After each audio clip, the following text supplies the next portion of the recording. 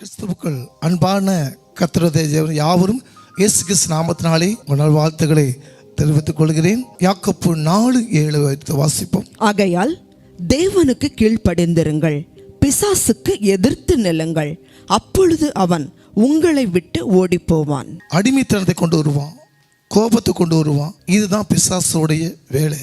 பிசாசை எதிர்த்து நிற்கணும் அப்படின்னா நம்மளுக்கு என்ன வேணும்னா, முதல் ஜெபிக்கப்பட வேண்டும், ரெண்டாவது இயேசு கிறிஸ்து ரத்தத்தினால் கழுவப்பட வேண்டும், மூன்றாவது ஞானஸ்தானம் பெற வேண்டும்.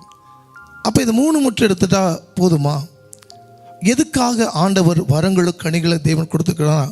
உலகத்தினுடைய அதிபதியை ஜெயிக்குதான் இந்த வரங்களும் கனிகளும் ஆண்டவங்களுக்கு கொடுக்கப்பட்டிருக்கிறார். பவுல் இயேசுவை ஏற்றுக்கொண்டு மிக வைராக்கியமாக ஊழியம் செய்து கொண்டிருந்தார். அப்போ பார்த்தீங்கன்னா பவுலுடைய உருமாலைகளை கச்சைகளை தூக்கி எறியும்போது அது யார் மேலே படுதோ அவங்க வியாதி சுகமாக்கும். பிசாசை மிக அழகாக துரத்தக்கூடியதான். அப்போஸ்தலர் நடபடிகள் 19ஆம் அதிகாரம் 12 வாசிப்போம். அவனுடைய சரீரத்திலிருந்து உருமால்களையும் கச்சைகளையும் கொண்டு வந்து வியாதிக்காரர் மேல் போட வியாதிகள் அவர்களை விட்டு நீங்கி போயின, பொல்லாத ஆவிகளும் அவர்களை விட்டு புறப்பட்டன. பவுல் பார்த்தீங்கன்னா தன்னுடைய உருமாலைகளை கச்சைகளை தன்னுடைய துணிகளை தூக்கி எறியும் போது இது யாரெல்லாம் அவங்க மேலே படுதோ வியாதிப்பட்டவங்க எல்லாம் சுகமாப்பாங்க. ஒரு மந்திரவாதி என்ன செய்தார்னா, நான் பவுலை போல பொல்லாத பிசாசை போயின்னு சொல்லி ஜெபித்து எப்படியாவது பிசாசு ஓடி சம்மாரிக்கணும்னு ஆசைப்பட்டு என்ன செய்தார்னா, தேவனுக்கு கீழ்ப்படியாத ஒரு யூதர் இருந்தார். அவர் என்ன செய்தார்னா, பவுல் இயேசுவின் நாமத்தில் போயிது போல இது நல்ல வருமானமாக இருக்குன்னு சொல்லி தான் என்ன செய்தார்னா சுயநலமாக அவர் பிசாசை ஓட்ட ஆரம்பித்தார்.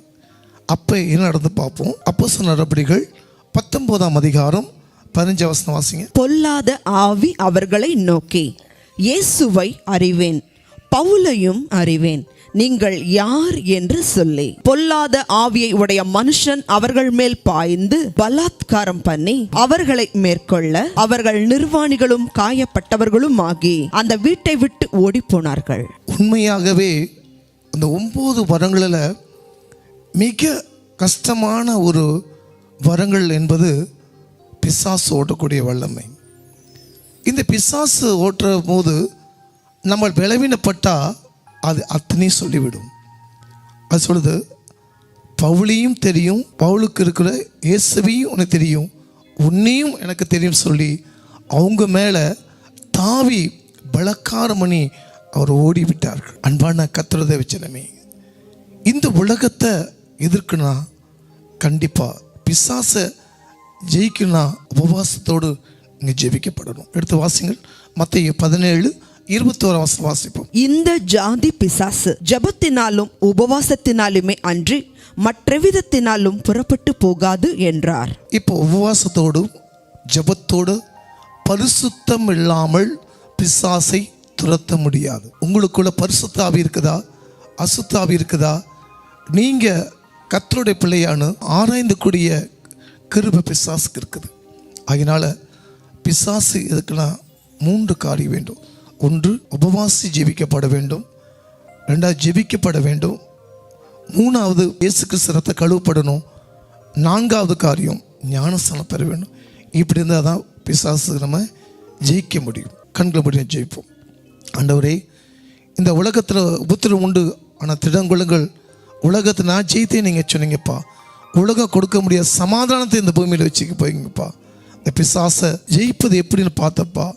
இன்னைக்கு பவுல் அப்பா இயேசுவை ஏற்றுக்கொண்டு வைராக்கியமாக அப்பா ஜெபிக்கும் போது தன் உருமாலைகளை கச்சைகளை தூக்கி போடும் போதெல்லாம் வியாதிசை சுகமாக்கினாங்கப்பா. அதே ஒரு யூதன் அப்பா தேவன் கீழ்ப்படியாத மகனும் அதே மாதிரி செஞ்சு பார்த்தான். ஆனால் பிசாசு அவனை தாக்கியது. அன்பான கர்த்தருடைய தேவ ஜனமே, இந்த உலகத்தை ஜெயிக்கணும்னா ஜெபிக்கிற ஆயத்தை எடுத்தால் தான் உலகத்தை நம்ம ஜெயிக்க முடியும். அப்பா, இந்த உலகத்தை ஜெயிக்கிறதுக்கு வேண்டிய பிள்ளைகளுக்கு ஞானத்தை கொடுங்க. பார்த்துக்கணும் ஒவ்வொரு பிள்ளைகளும் தேவ ஆசீர்வாதம் இயேசுவின் நாமத்தினால பிதாவே, ஆமென்.